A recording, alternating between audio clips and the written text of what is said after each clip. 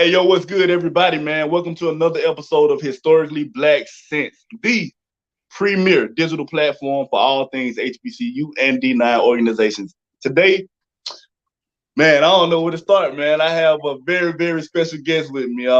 This interview is, I guess, more close to me than a lot of them have been. And I appreciate everybody who I've interviewed, everyone who's come on. But I got my homie, man, today. And I'll tell you why it's a different interview for me. First of all, graduate of Alabama State University. You all know I went to Alabama State University. This man is a member of Alpha Phi Alpha Fraternity Incorporated, the Beta Oop chapter. As you can see, that's on his shirt right there. With the founder of Unite Inc., which is connecting high school students to HBCUs and HBCU students to opportunities, and none other than I guess we so close knitted, man. I'm gonna say the hometown still, my home county homie, man, Mr. T. Smith. What's going on with you, brother? Man, listen, we go way back, like 4 flats on a Cadillac. There you go, there you go, there you go, man. First and foremost, man, I appreciate you for taking the time out to come on the show today and to just spread some knowledge and some insight on, what you got going on in your career, man. Listen, no, bro. I think before we get started, man, let me just give you your flowers. We both from the 12, you from Valley. Happy homecoming week to y'all. But Appreciate I it. think what you're doing is setting the stage. Like you're leaving a legacy that you don't even know. Like, man, how many actors we know come out of Chambers County? Like people looking at you in your modeling career and what you're doing in film and TV and now with the podcast. So I just want to give you your flowers right now because I'm so proud of you. Like we go way back when you was like dunking on us in high school, to Bama State. Hey to man, I appreciate it, dog. I don't think nobody ever said that to me. A lot of people they say, "Hey man, I look at what you're doing, keep doing what you're doing," but they actually say, "Hey, look, I'm gonna go ahead and give you your flowers now," especially being from the same county. That mean a lot, bro. That mean a lot, a whole lot. And you got a lot going on as well, and that's why we here. We gonna get into it, man. We're gonna get into it. All right, so coming from Chambers County, we are both from Chambers County. This is gonna be more of a conversation than an interview, in my opinion. Uh, yeah.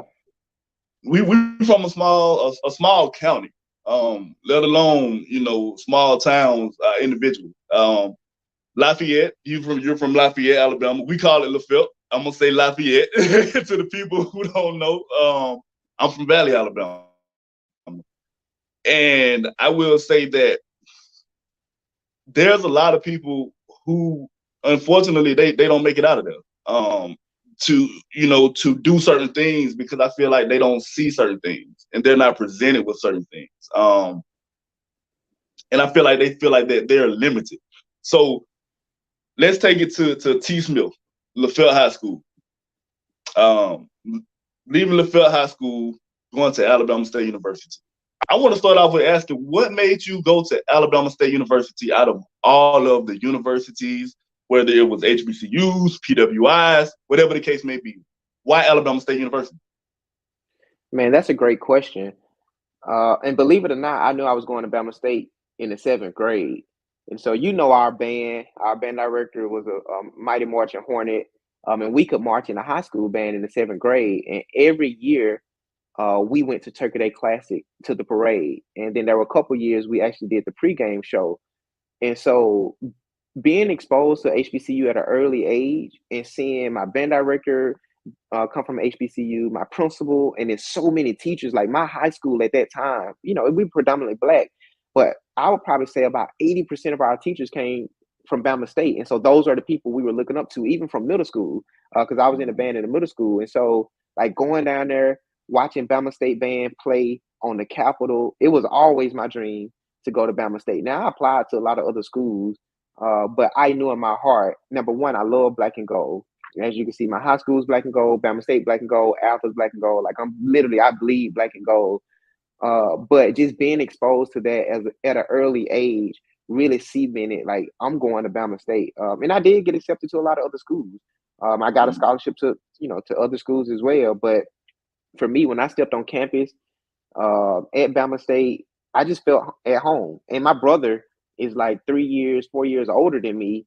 And he also went to Bama State. So it was really like walking in his footsteps that he trailed. So he went to Bama State. He pledged Alpha. He pledged me in Alpha. So it was kind of like the path for me was a lot easier because I could see, him treading those steps, and it was easier to navigate. So I always give kudos to him for leading the way because he's the oldest. But Bama State was in my heart as early as the seventh grade. Like I knew I was going. Dope. So, you mentioned how it was at at LaFelt. A lot of teachers from Alabama State. The band director was black, and you were a drum major at LaFelt, correct? Yeah. Yep. My senior year. Now, did that? Yeah. Now, did that have? Did you want to go to Alabama State? Did you want to be in the band at first? I thought I wanted to be in a band. Like to me, there's a difference in like high school bands and college bands. Like high school bands, you can do it and it can be a hobby and you can think you love it, but in the college sector, you got to love it. So originally, I got an academic scholarship to go to Bama State. So it was full tuition and books. And then my band director talked me into trying out for the band. I got like a $500 band scholarship. But man, I ain't make it through pre-drill. I made it like Wednesday to lunch. And that my nigga, I was like, yo, these jokers love the band at a whole nother level. This ain't for me. Like I don't know. Like I felt like how it is. You're a freshman. You come from being a man, the drum major at your band, and then you go to being nothing, being yelled at. And mentally, I wasn't ready. I wasn't ready to be humble. I'm just being honest.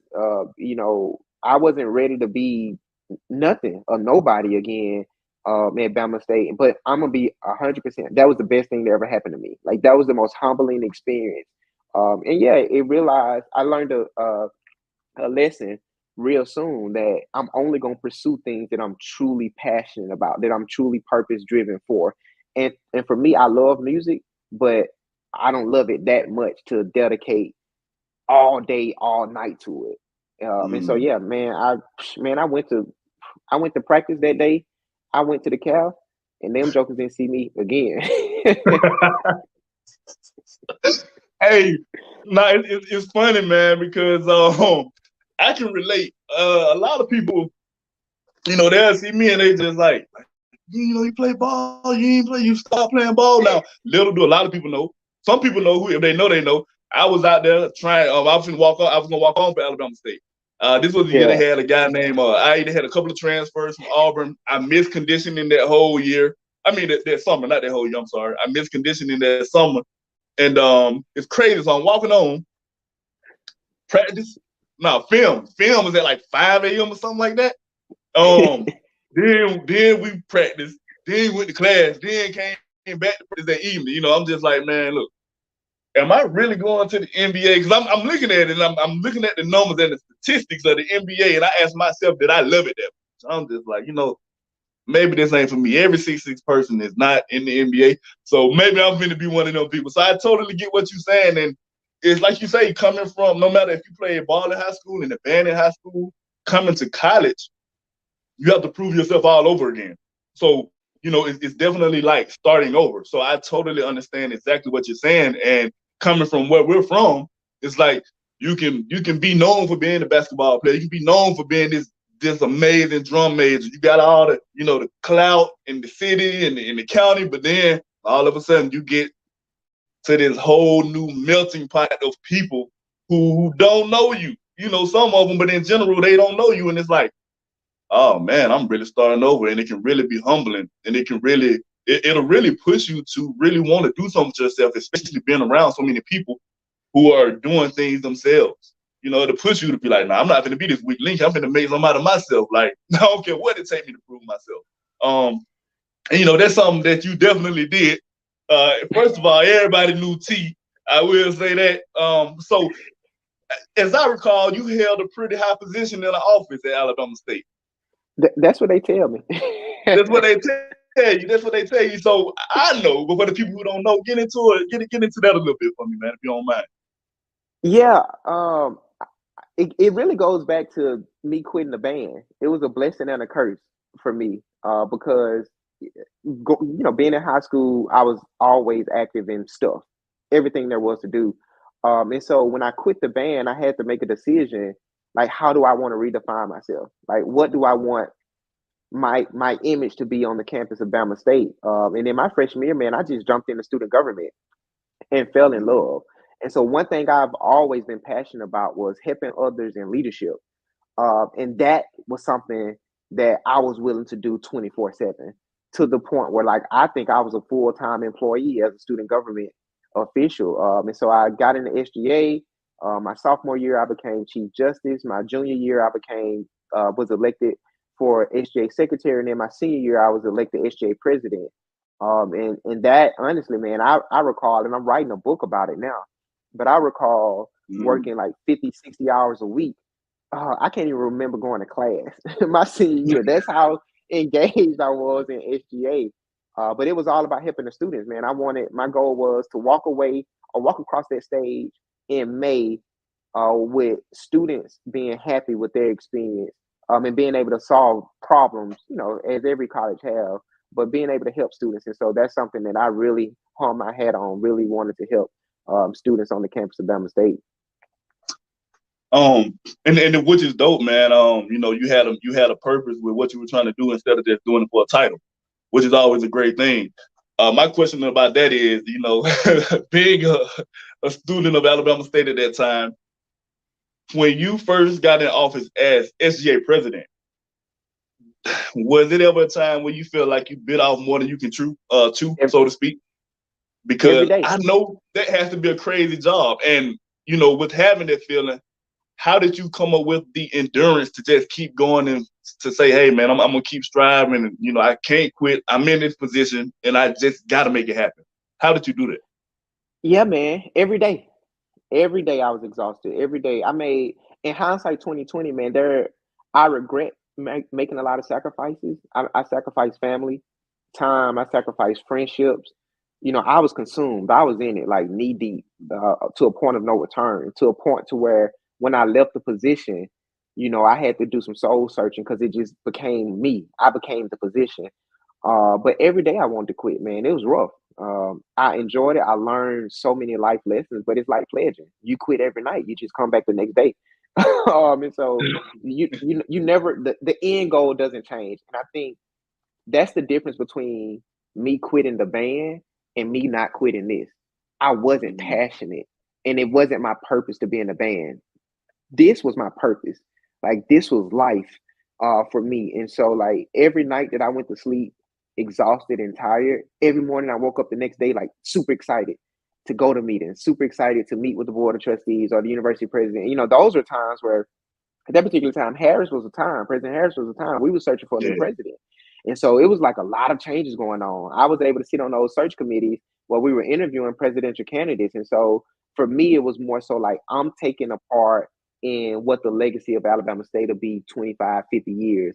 And that's what kept me going, because I made a pledge to the students when, you all elected me, that I was going to always put you all first. And I wanted to make sure that you all were happy and satisfied at the end of the day, and at the expense of me, at the expense of my mental, physical, and spiritual health. And so I tell SJ presidents now that I train all over the country, the one thing that I regret is I sacrificed myself for the position, and I don't think you have to. I just didn't know Mm, any better, right? I don't think I had the type of guidance that would be like, hey, T, take a break, slow down, do this, take care of yourself first, or take care of, your family or whatever. And a lot of people don't know, like, my mom was diagnosed with multiple sclerosis my mm, senior year, so my second semester as SGA president. And so I also used the presidency as an escape from actually, facing her diagnosis, which I should not have done. But again, you're dealing with trauma, and the only thing I know is to be busy and just to go, go, go. And so then when I graduated and it all just came to a halt, it was like, wow, you got to face reality. Like, you got these problems at home. What are you going to do after college? And so it was a tough time, man. But I think by the grace of God, I was able to get through it. I had a great group of friends too, and so my friends, they supported me. My frat brothers supported me as best as they could. I think people supported me as best as they could, but I don't know if anybody, like, intrinsically knew what I was going through. I mm, kept that shell, like, I kept it so close to me, that I put, like I would wake on. It like to me every day was Halloween. I would go to my dorm room, take my mask off, and just be like in misery. And then I would wake up the next day and put on this shell of an SJ president and solve people's problems. But I was broken myself. And so that's something, I'm very intentional when I talk about my presidency and when I work with SJ presidents. I'm very intentional to say, like, yo, in the words of Marshawn Lynch, you got to take care of your chickens first. And then everything else will kind of fall in place, because I've seen a lot of leaders graduate and be broken because that position, man, it's kind of like a fraternity. Like we have a group chat, we're all the SJ presidents, we're pretty close and we talk about it. You don't know what you get into until you actually dive into it. And we just can't explain it. But yeah, and so that was kind of like, that experience, but I wouldn't trade it for the world. Like if I could go back and do it again, I would definitely do it. Again, the lessons I learned, the skills I learned, I apply, to my life right now. So, I never would have. It's crazy when people say they never would have guessed that you were going through whatever you were going through. But I mean, we would have no way of knowing unless you just really opened up, or unless we were talking every single day, which would be hard because you were the SGA president. So I'm pretty sure you were busy. However, I will say, in the midst of all that, you did a hell of a job as the SGA president, and I'll say that. You know what I'm saying? It was more so, to me at first, it was like, hey, when Obama became the president of the United States, it's like, oh man, we got one of us in here now. So that was the first feeling of when you became SGA president. The second feeling was like it goes beyond just having one of us. It's like I know this person. I know where he's from. And I know that he's going to do really what's in the best interest. And he's not just trying to hold a seat in office. He's not just trying to hold a title. And the SGA president, I mean, everything that you implemented, that you put in place, that trickles down to the whole SGA, the whole Student Government Association. So I commend you on, man, what you did. Even years later, I still commend you on what you did. So was SGA president, was that the hardest seat in Student Government Association that you held? Was it the most challenging? I don't like to say things are hard, but was it the most challenging? Yeah, it was challenging because you take the fall for all things, even if it's not your fault. And I took the fall for a lot of things, but that's leadership though. Success rises and falls with the leader. And so, and then you also have to be all things to all people, right? At that time, I think we were right at 5,200 students on campus. And so it was good days and it was bad days, but it was challenging because you had to be at all places at all times. And so you were always getting pulled in various directions. People always wanted favors. So there were favors being asked from alumni. There were favors being asked for administrators, from board of trustees. Everybody had a favor. And so it was challenging because you had to navigate that, but also at this time, I'm 21 years old. Like I'm a young man and I'm trying to figure out like manhood. I'm trying to figure out like it's so much going on. I'm also a neo. And so I'm wild. I just crossed, I crossed the week before I won the election. And so I recall. it's like it's a lot happening. Like I don't get to live the true neo life. I can't get out here and wild because I'm the SGA president. And so it was challenging in those aspects. And thinking about at the end of the day, you're responsible. I think SGA, we had about 70 members. And so technically you're supervising about 70 people unofficially. Directly, you're supervising about 25. And then you're also a student. I was a biology major. And so I'm still taking 16 hours in the life sciences building. And so it was just, it was a lot. Like physics, that semester kicked my butt. And then I had to take biochemistry. And you missing classes for meetings. And so it was just it was definitely challenging in that aspect. I would say as SJ secretary, I didn't have to miss a lot of class. And I can always hide under the fact like I'm not the president. You can't say that when you're the president. Like people want a decision. They want to hear from you. And there are certain meetings you can't send representatives to. Like they want you. We want to talk to the SGA president, but also too, I set myself up for that, which I don't mind. But I was a people's person, and I wasn't gonna hide behind the desk So what that did was it made me available to all students. And so with that Mhm. availability, with that openness, you're available. Everybody had my cell phone number. I'm kicking it outside all the time. And so when people see you, they see, oh, I can bring my problems to you, even if we're at the club. Like I remember having conversations at the Rose all the time with students about problems. And I'm sitting here with a blue MF in my hand, like, man, I just want a chicken plate, yo. But I vowed to be that person. That's what I campaigned on. And so I'm gonna be that person if you need me in the roles. And so I always used to kind of like take my phone, have my phone with me, write notes like, that student got an issue. I need to see about it in the morning, even though it's 2 a.m. I got to get up and go see what this student need. Because a Mhm. drunk heart speaks a sober mind. And so you can only That is imagine true. what the students will say to you while you're at the roles. So yeah. Man, it's definitely something for everybody. I would have been out of there. You talking about coming up to me at the Rose. You come up to me in class, in the cab, at the basketball game, anywhere except the Rose. Don't bother me at the Rose. Like, just don't do it.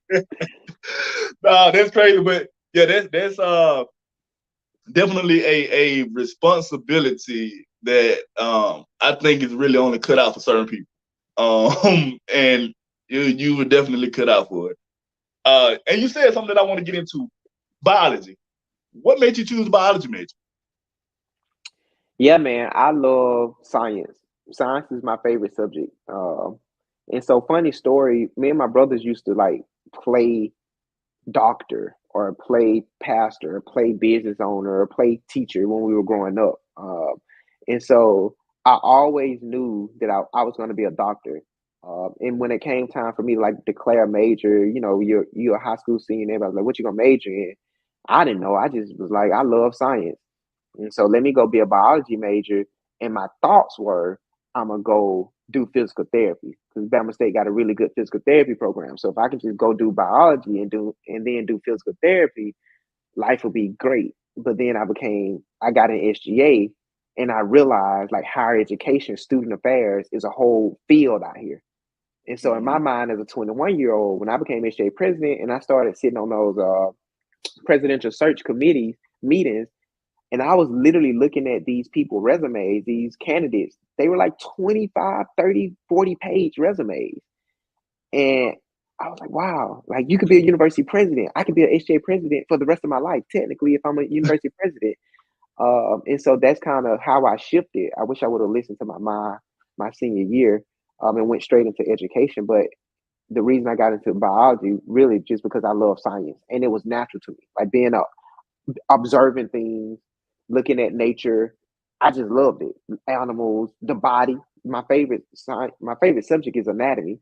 I love to know how the body works, the body parts, anatomy, physiology, and so that was really my honestly why I got into biology. Yeah, that's dope, man.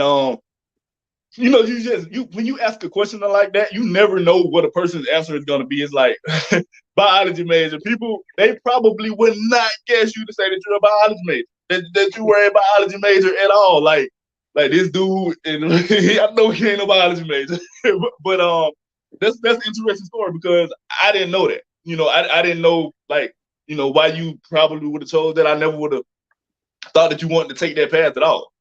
So you just definitely taught me something. So that's definitely a dope fact. So all right, I'm gonna switch gears real quick. Alpha Phi Alpha Fraternity Incorporated. Um, and I ask this question all the time. And when I started asking it, I'm like, man, this is a very cliche question. I feel like I'm gonna get a cliche answer. However, I don't. So I'm gonna ask you: did you choose Alpha Phi Alpha Fraternity Incorporated, or the Alpha Phi Alpha Fraternity Incorporated choose you? I think it was a little bit of both. I think when I started looking into fraternities, the very first thing I looked at was strolling. I'm gonna be a book. I'm gonna keep it a book 100. Yeah, I I was think like, more. man, I think most people see that first. who? I'm looking at the. I don't know. I'm like, man, I was introduced to Capitals first in high school, so that's all I knew. Then I got to Bama State, and I seen the Alphas. I'm like, oh man, these brothers dope. And then I was like, whoa, y'all wear suits throughout the week, but then y'all like go to parties and be dope. And so, oh, it's okay to be like smart and fly. Like, oh, I like that mix, you know, because I consider myself a nerd. So I was like, oh, this is dope. So then when I started looking, I was like, man, Martin Luther King, the Alpha, Thurgood Marshall. I'm looking at these people, these notable people, and I'm like, man, like they subscribe to the same thing I subscribe to. But I honestly think for me, it was more so of a local chapter. Like from Beta Oot was just dope. And so then my freshman year too, my brother crossed the spring of my freshman year, and I think that's what kind of cemented it for me. When I was seeing him, and I met all of his line brothers, his sayings during that time, and so that, and then the icing on the cake was they were already black and gold, which is like some of my favorite colors. And so after my brother crossed, and then yeah, it was it was on. Now I will say there were two fraternities that were actively recruiting me because by this time, my sophomore year, I'm in student government hard, and fraternities they looking for leaders, right? They're looking for campus leaders, and so I had two fraternities that were actively, but not it ain't public, but brothers coming up to you like, hey man, what you trying to do? Like we'd love to have somebody like you, one off. But in my mind, I already knew um, it was gonna be Alpha. I was just hoping they was gonna choose me, but I also wanted them to choose me not because of my brother. And so then I Mm. recall a conversation. I got kind of like pulled into a little conversation. It was a lot of them, and it was one of me. And I'll never forget. It was like, all right, little T, like we see what you're doing, blah blah blah. You exhibit the qualities of Alpha. You trying to be down, and I was like, I don't know if this is a trick question, like y'all trying to get me, or what, what's up? And I was like, yeah, I'm trying to be down for real. Like I'm coming. I'm trying to be down. They was like, all right, cool. Be on the lookout. You know how they do. Be on the lookout for your flyers. They're gonna get snatched down, but here go the date, here go the time. We'll see if you for real if you show up. And so I think it was more of a mutual at this point. I want to be down, but then also kind of like a little tug, like, hey man, because and crazy story, my brother never asked. He never asked if I was gonna do it. And so it was Mm.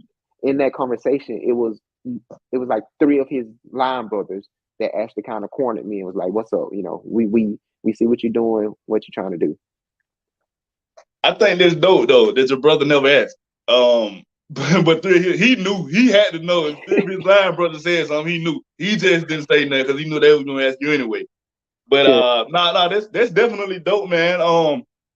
Yeah, and definitely shout out to Alpha Phi Alpha, Fraternity Incorporated, and shout out to Beta Oop, man. I got a lot of homies, man, who Beta Oop. So shout out to y'all. Um, what's one of the biggest things that you feel that being a I want to get more intimate. I want to say Alpha Phi Alpha Fraternity Incorporated, but being a brother in that organization, but being a part of the Beta Oop chapter. What's one of the main things that you learned being a part of it or becoming a part of it, a member of it? yeah, brotherhood. I tell my students this all the time. I mean, my mind. These are the things that do not shine. We us all together. These are the things that last forever. And so, as a brotherhood, and Beta Oop kind of known as, like, we call ourselves the hospitality chapter. And so, any Alpha know this: when you step foot on the campus of Bama State, we gonna take care of you. Now we gonna if an Alpha is on the campus, we gonna send the group to go see what's going on. Especially if you ain't called, we need to know who you is, and we Yeah. need to make sure you're good. But when we do make sure you're good and that you a real Alpha, we gonna take care of you. So you ain't never got to worry about nothing. But that kind of showed me what service is, right? The beginning level of service.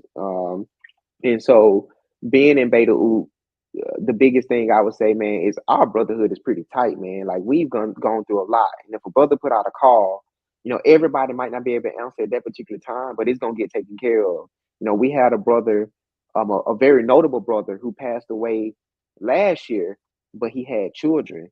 And so we were able to come together. In his line, he was the DP, he was the dean of two lines. And that's not heard of, like 91 and 92 or 90 and 91.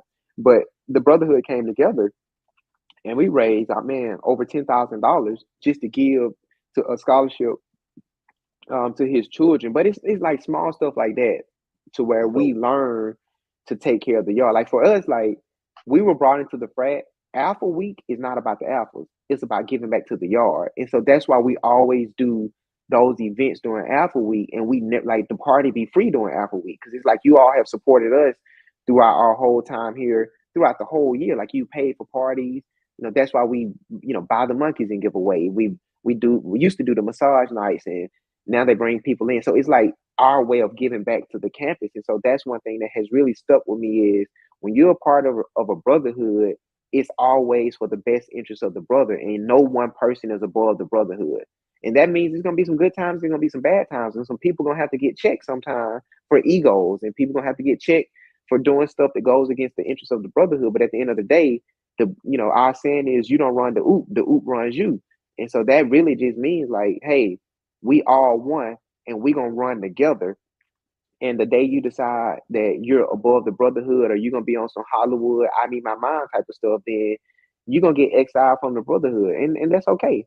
Uh, but it's all about us, and I think for me, I take that into my community work. I do a lot of community work, and so I'm always thinking about, especially like right now, your high school, my high school, on the verge of merging to one high school, and so Yeah. how do we come together and we really take, like, Valley has its own identity, Lafayette has its own identity, two separate schools, very rich tradition, but now it has to be we us all together. And so how are we going to come together and put our selfish interests aside for the betterment of Chambers County, which is about to be the new high school? And so I'm just thinking, like, that's what I learned in the frat, and now I'm trying to show that in the community work, show that in the, I teach at Auburn, and I get a lot of black students, and well, it's less than 5% black students at Auburn, and so I'm teaching my black students, like, hey, no matter where you come from, if you came from an HBCU, if you came from another PWI, if you're a black graduate student, we got to stick together. It's us. Our agenda has to be together, and it has to be uniform. And so that's kind of like how something I learned from Beta Oop that goes into real life action. All of that you said, man, is real. That's definitely real. And I respect it to the utmost. Which is some great lessons learned. And then you did mention something about the schools merging and different things like that. So hey, we might have to go down there and talk to them people, man, to make sure everybody is on the same page. Cause yeah, it's gonna start from the adults down, man. But that's another story. But all right, let me get into this real quick, because I do still want to be respectful of your time. Unite Inc. Once again, I'm going to say it again, connecting high school students to HBCUs and HBCU students to opportunities. How did that come about? How did you become the founder of that? What made you start that? I love what it says. I love it. So what did that come about it? Yeah, man, I remember it vividly. In 2011, I was SJ president, and we were at this HBCU leadership conference, NASAP, and so they did like a session only for SJ presidents, and we were all sitting around. It was about 50 of us, SJ presidents, HBCU SJ presidents, and we were sitting around talking about problems that we had on campus. And one common theme was the retention rate for Black men on the college campus. And I was like, wow, I came in with 4 people and only 1 people. Eugene was my suite mate, and I was like, me and Eugene, the only people here from our group from MLK freshman year, and so we got an issue. So I was like, what can I do? I'm a solutions driven person. Anybody can see a problem, but what are you gonna do about it? I immediately got back to campus and was like, I want to get a group of students just to mentor. Like, if I can get a group of freshmen, now that I'm a senior, if I can get them a group of freshman men particularly, and just tell them everything I know, how to navigate Bama State, how I became successful, how to get internships, all of that. And it just happened. And the reason I named it Unite is because my freshman year, the group that ran for SGA the group that ran for SGA, they all ran on one ticket from Miss ASU down. And it was called Unite, You and I Together Excel. So I reached out to them and was like, hey man, can I have y'all name? It was a campaign name. Can I have it? Because y'all introduced me to SGA. They was like, sure. Because I liked the You and I Together Excel.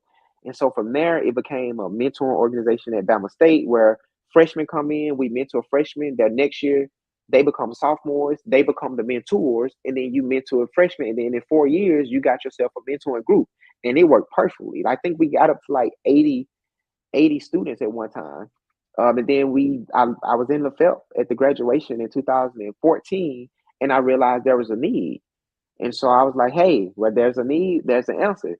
You mentioned this earlier. A lot of students don't get out, and so I wanted to help students get access to college. Like, let's talk about college, and so that's how we started the high school chapter, when we were just basically saying, hey, we're gonna meet once a month. We're gonna talk about college admissions, ACT, help y'all with ACT prep, all of that stuff, college applications, and then boom, that blew up. And we've been going on taking students during that spring break on HBCU college tours. And then I got other colleges that started reaching out. Was like, how can we duplicate your chapter on our chapter? I didn't want Unite to become like another fraternity where we have different chapters. Yeah. So I decided to kind of revamp our structure in 2019 to just be kind of like a organization that is going to serve HBCUs across the nation. And so that's when we started doing the summer virtual conference with HBCU student leaders. And so in 2020, we launched our 3-day virtual summit. It's free to students. The first day is student empowerment. The second day is student leadership training. And the third day is career opportunities. And like the first year, we registered 352 students. The next year, we registered 900 students. And the next year, we registered 1,000 students. And we had over 66 HBCUs represented. And so then we became kind of like this national HBCU organization where now companies come to us and say, hey, we want to do partnerships with HBCUs. Can you all help us get access to HBCUs? And so what we do is we vet companies to make sure their intentions are pure. And then we kind of help them navigate the partnerships with internships and job hirings and all of that. And now our high school chapter, which started in Lafayette and Valley, we now serve Lafayette Valley, Lynette, Opelika, and Auburn high schools. And so we're continuing to grow. And so that's kind of how that motto is. We do connect high school students to HBCUs, and now we're connecting HBCU students across the nation to different types of opportunities, research opportunities, graduate school, law school, medical school, jobs, you name it. And so like we were able to even just bring money back to HBCUs. So there are a lot of companies. Like last year, we did partnerships with Tennessee State, Jackson State, and Alabama State with their marching bands. And so we had a company that wanted to do kind of like a mask campaign to just say like, hey, we want everybody to mask up. So they were able to, each band would receive masks to wear, and they were able to get a donation to their band just to wear those masks. And so those are like the type of financial contributions we're able to kind of negotiate and broker on behalf of HBCUs. And so our motto, I tell students all the time in companies, wherever there's a niche regarding HBCUs, we want to be there to partner to help solve the problem, because I believe HBCUs, even though I went to Bama State, I love all 100 plus HBCUs, even the community colleges that we don't talk about. And so like there are a lot of community colleges that are HBCUs that they don't get no love. And so we're always, focused or trying to work on ways that we can provide experiences and opportunities to our students directly from high schools to HBCUs and beyond. That's amazing. That is amazing. Like I stated earlier, a lot of people, when you're coming up in high school, if your mind is on college at all, a lot of times when we think back to being so young, it's like, man, we gonna go to class, we gonna have this little fun, date a little bit, whatever, go to this football game on Friday, yada yada. But at the end of the day, your high school career will be over with before you know it. And something has to come next. However, a lot of people, they leave high school and they're stuck. And it's like, all right, what do I do now? And they aren't exposed to a lot. And if they are exposed to something, they are exposed to, I'm just going to say this for instance. I mean, this is not one, it can be HBCUs as well, but generally speaking, they're exposed to Alabama, Auburn, something like that. They don't, and you start thinking about that, and then you start looking into it. That can be so overwhelming sometimes for a high school, a high school student, where they don't know as to like, hey, you can. And then a lot of people feed stuff in their ears, but they don't know that HBCUs have a hell of a value. Just as Auburn, just as Alabama, just as Florida State, just as whatever, you can learn the same thing. You can get the same exact material, and you can get more, in my opinion, because there's a whole lot that I learned at Alabama State University that I feel I never would have learned at one of the other schools, a PWI, whatever the case may be. So I think that's a great thing that you are connecting high school students and you're just giving them the tools and the mindset and saying, hey, like, look, this is available for you. Let me teach you about this. Let me teach you about, finances of going to college and different things of that nature. I think that's great because it's something that we are lacking, which is, I feel like right now is a great time for HBCU because I feel like Oh, now all of 100%. that awareness, including what you're doing, you're a part of that. I feel like the awareness right now is not at an all-time high yet, but it's getting there. It's growing so much. I'm seeing it everywhere. Even when you go into sports, we're on ESPN now. You're on ESPN. It's just a movement for it. You're seeing sweaters everywhere. People starting to wear D9 organization stuff on TV again. It's a lot and it's growing. And I feel like all of that starts with things like you're doing. It's sparking that flame and showing students like, hey, this is here. And then, like you said, connecting HBCUs to opportunities. Why not grow? Why not spread? Why not connect? So I definitely admire what you're doing, man. And I think that's definitely that's a great program that you have going on. And anytime that you need me, man, hey, hit me up. I'm there. Listen, I got to get you back, man. I'll say this: we got to make our children grow up hating themselves. Anti-blackness is a real thing, and so like our children grow up hating their hair because people tell them their hair nappy. They hate their skin tone. Like we're as black people, we are conditioned to hate ourselves, and that dates back to slavery because it hasn't always been the case. And so one thing that we pride ourselves on in Unite is we tell students go where you're celebrated, not where you're tolerated. And we don't push any students to HBCUs. We just want you to know that they're there, and we want you to know that they're going to take care of you. And so, two words that come to mind when I think about HBCUs is care and community, and they're very strong. And so, I hear all the time. I taught high school for 3 years, and so students would tell me, well, I need to go where there's diversity. Or I need to go where I know I'm gonna get an education. Well, what are you saying about black education? Like, what are you implying, right? Exactly. What do you hear white people say? I need to go where it's diverse. You never hear that. You don't hear that. But why do we as black people think that we have to go where it's diverse? And so it's important that we continue to spread the narrative of HBCUs. Our HBCUs competing, not just with HBCUs, but they're competing with schools across the country. Like we beyond this idea of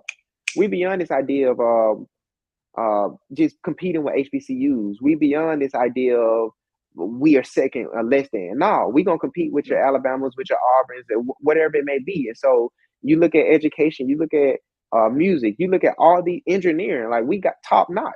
And so I'm just asking people to open your eyes. I'm just asking people to recognize anti-blackness. It's the same with black businesses. You go to a black business, they have bad service, and you're like, I'm never coming back. But you can go to white businesses and they have bad service, and you just chop it up. Like, why do we do ourselves that way? And so I want us to be cognizant that HBCUs are relevant. Like people, I got asked this question the other day, like, it's 2022, are HBCUs still relevant? You know what my answer was? It's 2022. Are predominantly white institutions still relevant? Like, why are those institutions segregated? We don't have to close HBCUs to go to predominantly white institutions. And so, we just need to have those conversations. Absolutely. And once again, that's why I'm glad that you're bringing that awareness. Even like you stated to the community colleges that may not get as much light. And this is about you, but I will say that's another reason that we're on this platform as well, because Historically Black Sense, the whole platform that I'm doing this interview on right now, we post about all HBCUs to create awareness in some type of way. It's all about us doing our part some type of way. And I appreciate you and your organization for doing your part. Definitely. I commend that. So we definitely have to keep that going. So I got like one question on the light note, and we're gonna get up out of here. When you got finished with Alpha, I'm gonna say that. We're gonna say cross the seal. When you got finished, how did you feel when they cut your hair? Listen, I was sick as a dog, man. Like I worked hard for those locks for 5 years, and then I'm looking at my little bean head, like, man. And then I was never the person to have waves. I really, honestly, I should have been like, y'all, I don't cross these sands. Y'all ain't come out here. Like, but in my mind, I'm like, bro, I'm still online. I'm like, yeah, we got to do it, bro. Yeah. I want you to know they had a field day cutting them locks. And there are pictures where like they had half of my head shaved, the other half not. Bro, it was patchy before they like skinned this ball. So I was sick, man. My head hadn't seen the day of light since high school. Man, and I know that's what made me want to ask that. I know how it feels. Boy, I got the locks. I know. I was like, man, when they cut my dog hair back then, I said, boy, they cut my dog hair. That's crazy. But yeah, man, I definitely wanted to end on that light note, man. But so if you had to tell anyone who's on the fence about going to a HBCU or PWI or anything that you would leave the audience with, as far as HBCUs are concerned, what would you leave them with? Go to a place that's going to teach you how to love yourself. Mm-hmm. And that would be my biggest thing. Like, we think we love ourselves, and one thing Alabama State taught me is how to be unapologetically Black and to honor my Blackness. In my language, I use language as a form of resistance, even as a professor now. Like, I'm not in front of the class all trying to talk proper. Like, what is talking proper? No, my dialect is my dialect, and you're going to take it or leave it. And so Alabama State taught me how to stand strong in my confidence as a Black man, and how to be unapologetically Black. And so you really need to go to a place that's going to nurture you and really uncondition your mind of the 12 years of education or whiteness that you've received in K through 12. And so that would be my biggest advice. Go where you celebrate it, not tolerate it. Dope. That sums it up, man. I definitely appreciate you for taking the time out again, bro, and just sitting here and chopping it up with us, leaving us with some valuable information, dropping jewels and gems. And I'm pretty sure that the audience will take a whole lot away from this interview, man. So I appreciate you. Come sit down anytime, my guy. Anytime, man. I appreciate it, man. We'll be talking next time. Peace out. All right, people. Y'all have tuned in to another episode of Historically Black Sense, the premier digital platform for all things HBCU and D9, man. We out.